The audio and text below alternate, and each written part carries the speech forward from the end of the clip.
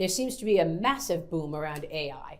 Can you talk to us about how artificial intelligence plays into all of this, into your trade portfolio? Yeah, certainly. So first of all, we have a lot of companies that want to build here. When you say AI, it's a little amorphous, but behind AI, what do you have? You have real goods, right? You have data centers, you have technology products, you have telecommunications, you have utilities, you have steel and aluminum going into these buildings, you have energy being generated to power it, and then downstream from that, you have the AI that we hope will be transformative for our manufacturing, right? When you look at factories in the U.S., we have the whole spectrum, right? We have factories that are 75 years old and operate the same way they did 75 years ago. And then we have very new factories that are very clean, industrial robotics. And obviously, I think ideally we want to move to the latter as much as we can. And we view in the administration AI as being a key part of revolutionizing the next phase of manufacturing. If we're going to keep up and be able to have these supply chains here and also address availability of labor issues, we have to be able to operationalize AI for our manufacturing. I feel like we're at an iPhone moment, a .com moment with AI. And I know that new jobs come from new technology. I get that. But is there a plan to replace the jobs that will no doubt go away because of AI efficiencies? Well, some people say that lawyers are going to go away, which is maybe okay. I'm a lawyer, so maybe I'll just be in the government a little longer. But I think when we talk about factories where we want to have jobs, someone has to make the industrial robotics. Someone has to service these things. So to your point, I really do think that there is a type of what the economists call creative destruction. But I think it's not just getting rid of manufacturing jobs; it's creating new manufacturing jobs and R&D.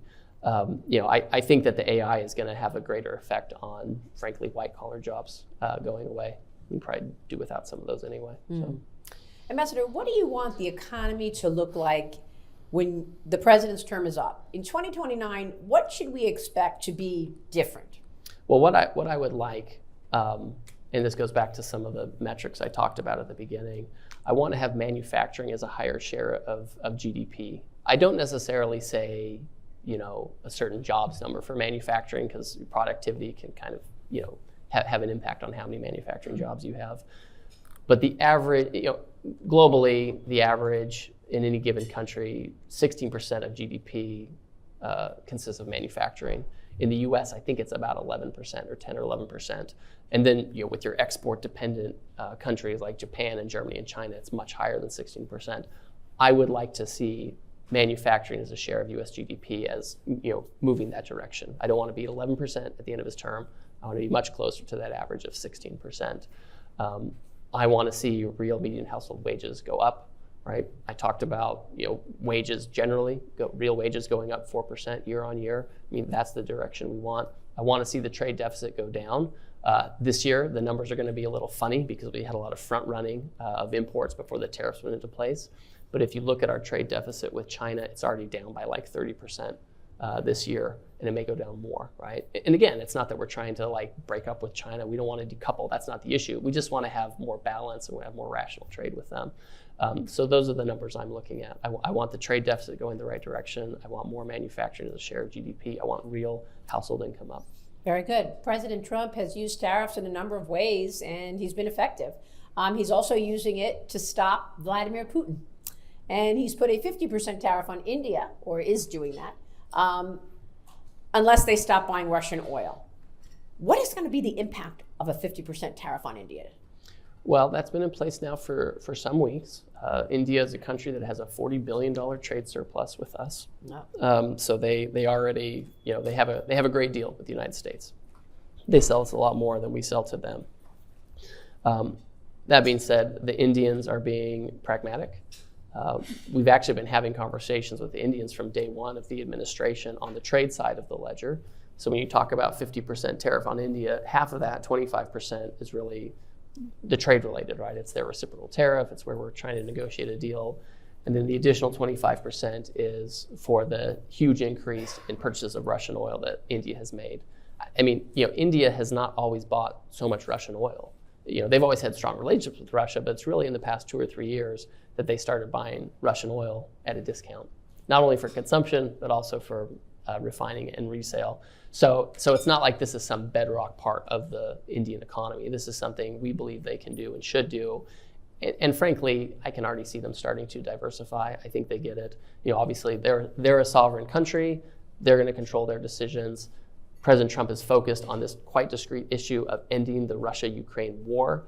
We're not trying to dictate other countries who they can have relations with and who they can't. That's not what we're trying to do. But we are trying to make sure that Vladimir Putin feels as much pressure as possible. And listen, we've even talked to our European allies, some of whom are still buying Russian oil to this day, which is crazy. So it's not just the Indians that we're talking to about this. And we talked to the Chinese about it too. I mean, we just need to end this war. And then, if the war ends and everything, reaches some kind of stability, then you can have a different conversation about Russian oil. Because obviously oil is Russia's product. And if you're buying Russian oil, you are in effect funding its ability to do war on Ukraine. Ambassador, this has been incredibly informative. Have I missed anything that you'd like to add to make sure that the business community understands the agenda? Well, let me just say one thing to sum it up. People think about April 2nd. People are still really focused on April 2nd. That's the day the president announced very high potential tariffs. But I want people to focus on August 1st. And the reason why I want you to focus on August 1st is because that is the day when we set tariff rates for every country in the world. That is the day and the day before that we announced several trade deals with major trading partners. That is the day that we really put into place the structure that I think we're going to have going forward. And that's a situation where the most challenging trade offenders have the highest tariffs, right? Think China. And then the next set of challenging trade offenders, Southeast Asia, et cetera, they have the next highest tariff. And then we have a bunch of allies where we have a lot of trade problems, right? The UK, Japan, Korea, Taiwan, they're going to have the next highest tariff. And then you get to the Western Hemisphere and people essentially have 10% tariffs here. So, I want you to think about it in that way. So April 2nd, that was April 2nd. Think about August 1st. That structure, that's how we need to think about trade going forward. Win or lose at the Supreme Court, wherever we end up, this is the structure and this is how it's going to be. By the way, if China invades Taiwan and we still have 90% of the advanced semiconductor chips, which are used in the military, made in Taiwan, can the CCP just decide to turn the lights off in America? I think that would be an incredibly challenging situation, right? If they turn the lights off on us, they'd be turning the lights off on themselves. I mean, I think no one will accept a world where China has the most leading edge chips. I won't go into more detail than that, but no one will accept that world because it would be a huge challenge for us. This is part of the reason why we are we are focusing so much on getting TSMC, who essentially has a monopoly on these things, to build here, and they are building here, and that's the kind of restructuring we're trying to do. Has there been any discussion about the U.S. government taking a stake in NVIDIA? Well, I mean, listen, if you talk to President Trump, he'd love a stake in every company that's doing well.